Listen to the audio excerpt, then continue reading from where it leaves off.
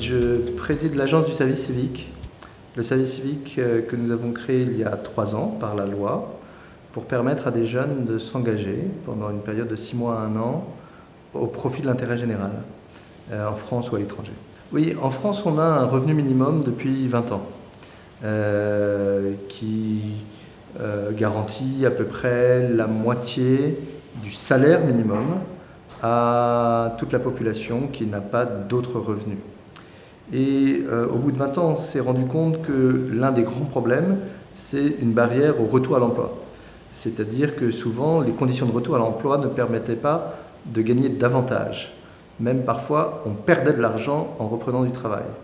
Donc nous avons transformé cela, nous l'avons appelé le revenu de solidarité active, pour montrer qu'on pouvait combiner la solidarité et l'activité en garantissant que chaque heure travaillée paye.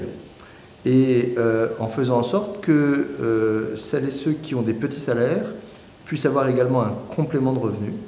Donc c'est un système inspiré de ce qu'on appelle l'impôt négatif, qui existe dans plusieurs autres pays, et qui vient donc soit servir de revenu minimum quand on n'a aucune activité, et puis dont le montant décroît progressivement au fur et à mesure que les revenus du travail augmentent.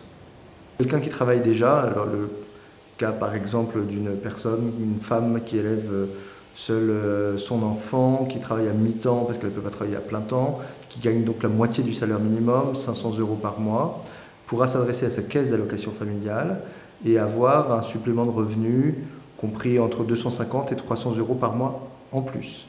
Et donc plus une aide au logement, elle arrivera à peu près à avoir l'équivalent d'un salaire à plein temps en ne travaillant qu'à mi-temps.